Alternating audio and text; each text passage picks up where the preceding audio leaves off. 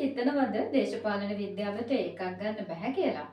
අනිවාර්යෙන්ම ඔයාලට දේශපාලන විද්‍යාවට ඒකක් ගන්න පුළුවන්. අපි අද සාකච්ඡා කරනවා පළවෙනි පාඩමේ ඉඳන් 15 වෙනි පාඩම වෙනකම් දේශපාලන විද්‍යාව රචනා ප්‍රශ්න පත්‍රයේ අහන්න පුළුවන් අනුමාන ප්‍රශ්න කිහිපයක්.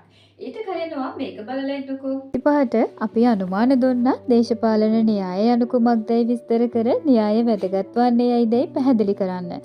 විභාග ප්‍රශ්නය උනේ ප්‍රශ්නාංක 1 2 යටතේ දේශපාලන න්‍යාය. ඒ වගේම අපි තුලනාත්මක දේශපාලනය සහ දේශපාලන මතවාද කියන කොටස් අනුමාන ප්‍රශ්න විදිහට දුන්නා වගේම 1 3 4 ප්‍රශ්න යටතේ ඒ කොටස් අහලා තිබුණා.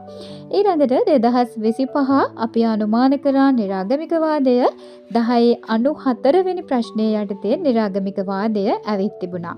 1931 හඳුන්වා දුන් ඩොනමෝර් ආණ්ඩු ක්‍රමය යටතේ විධායක කාරක සභා ක්‍රමය පිළිබඳව අපි අනුමාන කළා වගේම විභාග ප්‍රශ්නයේ විදිහට ප්‍රශ්නාංක 5 යටතේ ඩොනමෝර් විධායක කාරක සභා හඳුන්වා දුන්නේ ඇයි සහ එහි ක්‍රියාකාරීත්වයට එල්ල වූ විවේචනය යනුවෙන් ප්‍රශ්නයක් සඳහන්ව තිබුණා.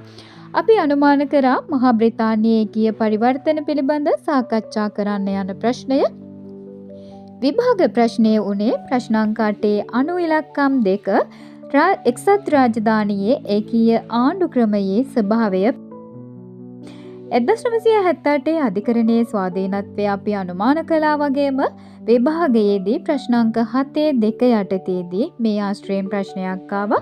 1978 ජනාධිපතිවරයාට පැවති විවේචන විස්තර කරන්න අපි අනුමාන කළා. ඒ වගේම විභාග ප්‍රශ්නයක් විදිහට 10 5 අනු කොටසේ මේ ප්‍රශ්නය ඇවිත් තිබුණා. අපි දුන්නේ ශ්‍රේෂ්ඨාධිකරණයේ භූමිකාව පිළිබඳව පැහැදිලි කරන්න. විභාග ප්‍රශ්නය උනේ 7 1 අනු ප්‍රශ්නය යටතේ ශ්‍රේෂ්ඨාධිකරණයෙන් ආපු ප්‍රශ්නයක්. අපි 2025ට අනුමාන කරපු ප්‍රශ්නය තමයි ජනාධිපති ආණ්ඩු ක්‍රමයේ ලක්ෂණ සහ පාර්ලිමේන්තු ආණ්ඩු ක්‍රමයේ ලක්ෂණ.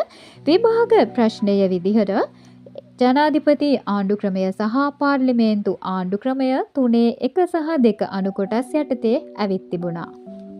ඔයා මේ දැක්කේ අපි 2025ට ගෙස් කරපු questions 2025 පේපර් එකේ ඇවිල්ලා තිබුණ විදිහ.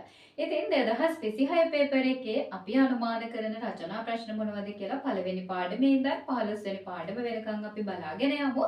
අපි බලමු පළවෙනි පාඩමෙන් අහන්න පුළුවන් රචනා ප්‍රශ්න මොනවද කියලා. දේශපාලනයේ අනු කුමක්ද විස්තර කරන්න. මේක කොටස් දෙකට කඩලා අහන්නත් පුළුවන්. ඒ තමයි දේශපාලනයේ අනු රාජ්‍ය පරිපාලනය සහ ආණ්ඩුකරණය සම්බන්ධ ක්‍රියාවලියකි. ඒ වගේම දේශපාලනයේ අනු සමාජ භාවිතයකි කියලාත් අහන්න පුළුවන්. ඊට අමතරව දේශපාලනයේ ඉගෙන ගන්නා ආකාරය සහ දේශපාලනයේ ඉගෙන ගැනීමෙන් ලැබෙන ප්‍රයෝජන පැහැදිලි කරන්න වගේ ප්‍රශ්නිකුත් 2026ට අහන්න පුළුවන්.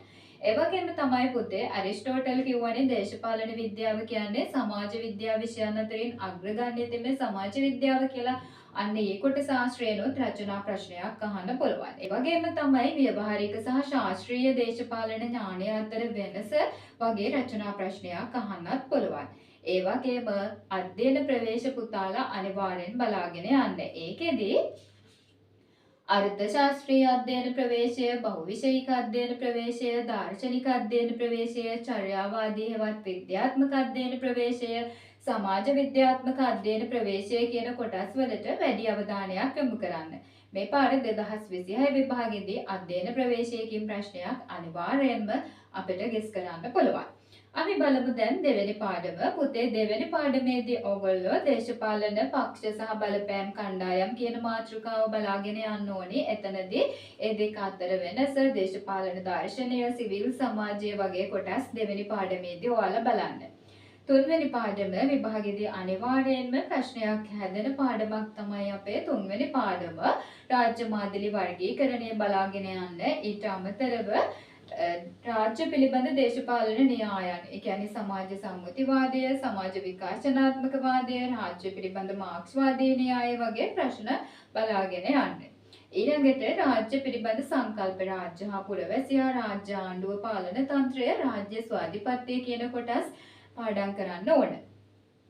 ඊට පස්සේ මේ ස්වාධිපත්‍ය කියන කොටස ආශ්‍රයෙන් පුත්තේ තවත් අහන්න පුළුවන් ප්‍රශ්නයක් තමයි ස්වාධිපත්‍ය බලය නූතනීය අභියෝගයට ලක්ව ඇත විමසන්න වගේ ප්‍රශ්නයක්. ඊට පස්සේ අපි බලමු ඔයාලගේ 4 වෙනි පාඩම ඒකීය ආණ්ඩු ක්‍රමය, සංධීය ආණ්ඩු ක්‍රමය, සහසන්ධීය, අර්ධ සංධීය සහ ඒකතන්ත්‍ර කියන ආණ්ඩු ක්‍රම පාඩම් කරන්න. ඒකීය සහ සංධීය ආණ්ඩු ක්‍රම අතර වෙනස වගේ මාතෘකාත් වැදගත්. පස්වෙනි පාඩම දේශපාලන මතවාද පාඩම. මේකෙදි සමූහාණ්ඩුවාදය, සමාජ ප්‍රජාතන්ත්‍රවාදය, ෆැසිස්ට්වාදය, ස්ත්‍රීවාදය වගේ දේශපාලන මතවාද බලාගෙන යන්න. ඒ වගේම තමයි පුතේ සමාජවාදය සහ ලිබරල් වාදය අතර සමාන අසමානතා වගේ නැත්තම් වෙනස්කම් වගේ රචනා ප්‍රශ්නයක් අහන්න වුණත් පුළුවන්. පුතාලගේ 6 වෙනි පාඩමේදී ගැටුමේ කාර්යයන්, ගැටුම් වර්ගීකරණය, ගැටුම් ජීවන චක්‍රය, ඒ වගේම ගැටුම් කළමනාකරණය කියන කොටස වගේම ගැටුමේ සාධනීය නිෂේධනීය පැතිකඩත් බලන්න ඕනි. ඊට අමතරව ගැටුම් වලට ප්‍රවේශ විය යුත්තේ කෙසේද, ගැටුම් සමතන ක්‍රියාවලිය කියන ඒවත් මේ පාඩමෙන් ඔයාලා පාඩම් කරගෙන යන්න.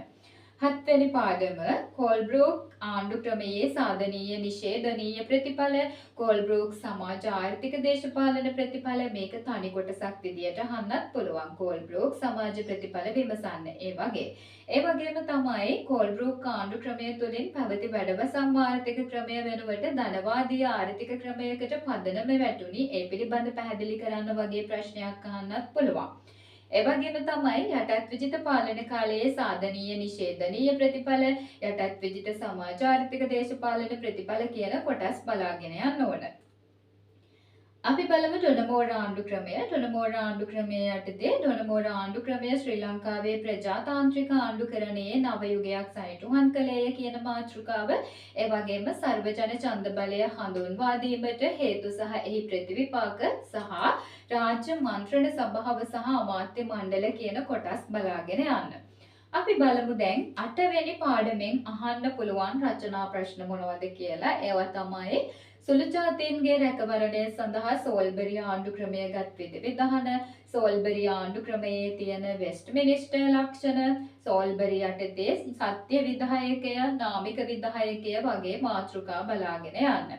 ඊට අමතරව 1972 නවාංග, 1972ට ඉදිරිපත් වූ විවේචන වගේම 1972 සත්‍ය විධායකය සහ නාමික විධායකය කියන කොටස් බලාගෙන යන්න. අපි බලමු 9 වෙනි පාඩම බලතල බෙදීම, ව්‍යවස්ථානුකූලවාදය, ප්‍රජාතාන්ත්‍රික ආණ්ඩුකරණයේ සංකල්ප, ශ්‍රී ලංකාවේ ප්‍රජාතාන්ත්‍රික ආණ්ඩුකරණය පිළිබඳ අත්දැකීම්, ඒ වගේම ශ්‍රී ලංකාවේ ප්‍රජාතාන්ත්‍රික සහ ප්‍රජාතාන්ත්‍රික නොවන අංග මොනවද කියලා පැහැදිලි කරන්න වගේ ප්‍රශ්නයක් අහන්න පුළුවන්. 10 වෙනි පාඩම බලනවා නම් ස්විස්ත්‍රලන්තය, ප්‍රංශය, ශ්‍රී ලංකාව කියන කොටස් විශේෂයෙන් බලන්න. විශේෂයෙන්ම ස්විස්ත්‍රලන්තයේ සම්මුතිබද්ධ ප්‍රජාතන්ත්‍රවාදය වගේ මාතෘකා පේපර්ස් වල ඇවිත්ම නැහැ. 11 වෙනි පාඩම 11 වෙනි පාඩමේදී රාජ්‍ය ප්‍රතිපත්ති හා සිවිල් සමාජය, රාජ්‍ය ප්‍රතිපත්ති හා අධිකරණය, රාජ්‍ය ප්‍රතිපත්ති චක්‍රය වගේම රාජ්‍ය ප්‍රතිපත්ති හා ව්‍යවස්ථාදායකයේ විධායකයේ අතර තියෙන සම්බන්ධය වගේ මාතෘකා පුතාලා හොඳින් බලාගෙන යන්න. අපි බලමු 12 වෙනි පාඩම.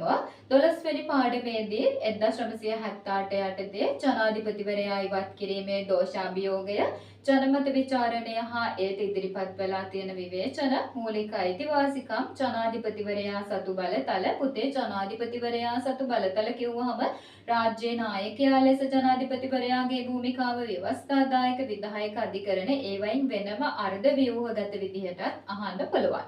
එවැගේම ජනාධිපතිවරයා හා පාර්ලිමේන්තුව, ජනාධිපතිවරයා පත් කර ගන්නා ආකාරය සහ එම මැතිවරණයට ඉදිරිපත් ඇති පක්ෂ විපක්ෂ තර්ක වගේ මාතෘකාත් බලන්න යන්න ඕන. ඊට අමතරව ප්‍රංශය ආශ්‍රයෙන් ශ්‍රී ලංකාවේ 1978 ආණ්ඩු ක්‍රමය ගොඩ නැගුවේ.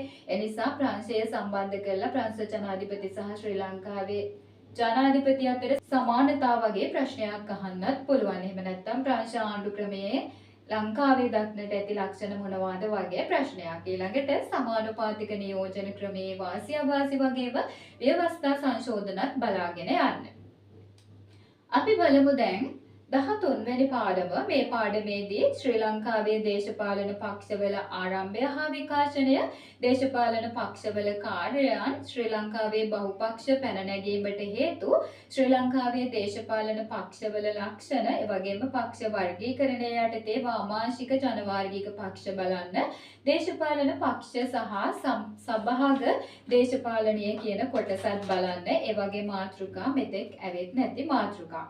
ඊළඟට අපි යමු 14 වෙනි පාඩම, විශේෂයෙන්ම ජාතික සහ ජාත්‍යන්තර දේශපාලනය අතර වෙනස, බහුද්‍රවීය ලෝක ක්‍රමය, නව සමාජ ව්‍යාපාර හා විකල්ප සබඳතා ජාල, එවැගේම සමකාලීන ලෝක ප්‍රවණතා, ඊට අමතරව ජාත්‍යන්තර දේශපාලනයේ රාජ්‍ය සහ රාජ්‍ය නොවන ක්‍රියාදරයන් කියන කොටස් හොඳින් බලාගෙන යන්න. ඒ වගේම තමයි පුතේ 15 වෙනි පාඩම යටතේ විදේශ ප්‍රතිපත්තිය ගැටලු, ශ්‍රී ලංකාවේ විදේශ ප්‍රතිපත්තිය සැකසීමට බලපාන සාධක සහ පොදු රාජ්‍ය මණ්ඩලයේ සාක් සංවිධානය කියන මාතෘකා පුතාලා හොඳින් බලාගෙන යන්න. මෙන්න මේ විදිහට රචනා ප්‍රශ්න පත්‍රයේට පාඩම් 15ව පාඩම් කරන්නේ නැතුව තෝරාගත් පාඩම් වලින් කොටස් තුනට පාඩම් ටික තෝරගෙන පාඩම් කරලා දේශපාලන විද්‍යාව රචනා ප්‍රශ්න පත්‍රයේ සඳහා පුතාලට ලකුණු උපරිම ලබා ගන්න පුළුවන්.